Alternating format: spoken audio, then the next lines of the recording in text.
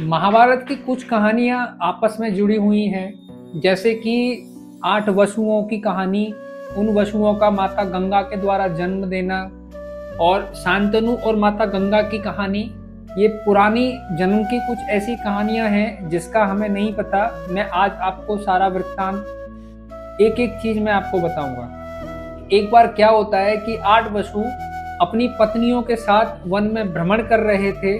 तो भ्रमण करते करते वे महर्षि वशिष्ठ के आश्रम में पहुंचे और वहां उन्होंने क्या देखा कि कामधेनु गाय एक खूंटे से बंधी है। उन 8 वसुओं में से किसी एक की पत्नी को वह गाय बहुत पसंद आई। तो सभी 8 वसुओं ने मिलकर उस गाय का अपहरण करने का प्लान बनाया। तो उन 8 वसुओं ने गाय नंदिनी का अपहरण किया। जब महर्षि वशिष्ठ को पता चला कि वसु उनकी गाय का अपहरण कर कर ले गए हैं, तो वे बड़े क्रोधित हुए। क्रोधित होने पर उन्होंने सभी वसुओं को श्राप दिया कि आप धरती लोक पर जन्म लोगे और अपने किए हुए कर्म का फल भोगोगे। तो इस पर वसु बड़े चिंतित हुए। घबराकर उन्होंने वशिष्ठ जी से क्षमा याचना की। तो इस पर वशिष्ठ जी ने कहा, ब्रह्म वचन सत्य होता है, मैं अपना श्राप तो वापस नहीं ले सकता, लेकिन तुम में से जो 7 वसु हैं वो पृथ्वी पर जन्म लेते ही मुक्ति प्राप्त करेंगे, लेकिन जो 8वां वसु है जिसने इस अपहरण का षड्यंत्र किया था, वह लंबे समय तक अपने इस कर्म का भोग भोगेगा। तो जो वो 8वें वसु थे जिन्होंने लंबे समय तक अपना कर्मों का फल भोगा, वे थे भीष्म पितामह। इसके पीछे भी एक कहानी आती है।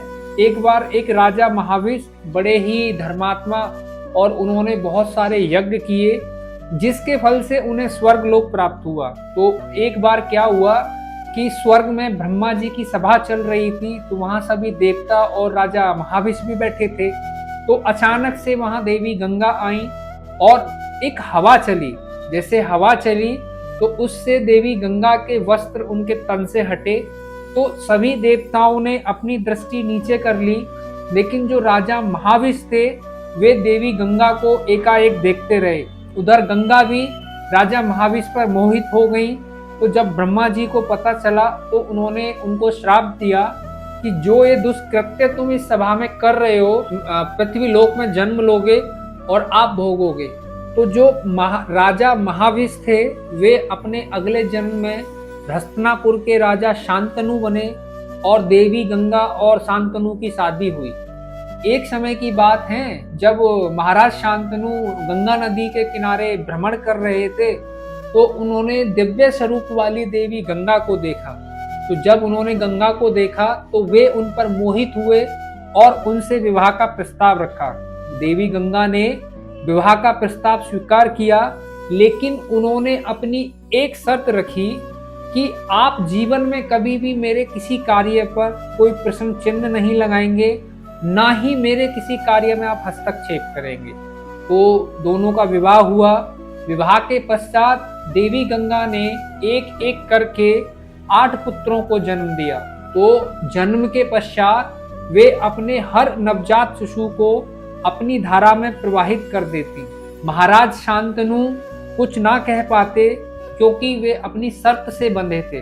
तो एक एक करके जब उन्होंने अपने 7 पुत्रों को अपनी धारा में प्रवाहित कर दिया, तो उसके पश्चात जब 8वें पुत्र को जन्म दिया और उसको प्रवाहित करने में गंगा की धारा में गई, तो महाराज शांतनु से नहीं रहा गया। उनका चित्त काफी शोक से ग्रसित रहता था। उन्होंने गंगा से पूछा, देवी आप ऐसा क्यों करती हो कि अपने पुत्र के जन्म के पश्चात उसको अपनी धारा में क्यों प्रवाहित कर देती हो? तो इस पर माता गंगा ने कहा, महाराज जो आपने अपनी शर्त तोड़ दी है, मैं अब आपको छोड़कर जा रही हूँ, लेकिन आपका ये 8वां पुत्र जीवित रहेगा। जब ये बड़ा होगा, इसकी शिक्षा पूर्ण होगी, तो मैं पुनः ही आपको इसे सौंप दूंगी। तो इस पर देवी गंगा उस 8वें पुत्र को लेकर गई।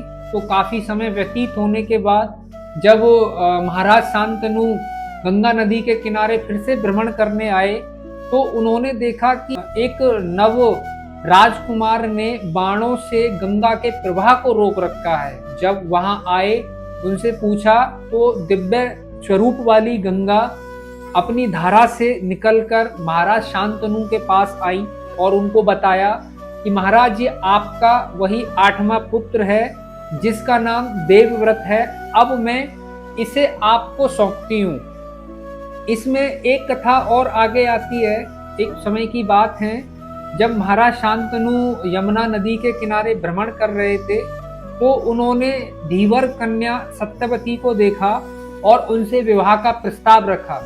सत्यवती के पिता ने विवाह की मंजूरी दे दी, लेकिन उन्होंने अपनी एक शर्त रखी कि मेरी पुत्री के पुत्र ही आपके राज्य के उत्तराधिकारी बनेंगे। जब शांतनु ने सुना तो वे बड़े चिंतित और शोक में रहने लगे।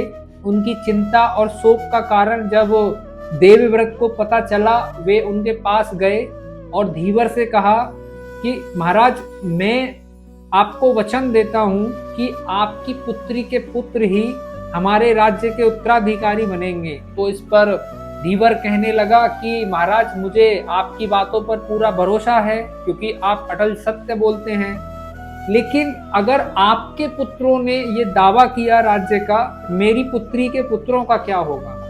इस पर देवव्रत ने तब एक प्रतिज्ञा की कि मैं आजन्म ब्रह्मचर्य रहूंगा, कभी विवाह नहीं करूंगा और आपको वचन देता हूँ एक सेवक बनकर हस्तिनापुर के सिंहासन का मैं हमेशा रक्षण करूंगा और आपकी पुत्री के पुत्र ही हमारे राज्य के उत्तराधिकारी बनेंगे। तो सत्यवती का और शांतनु का विवाह हुआ।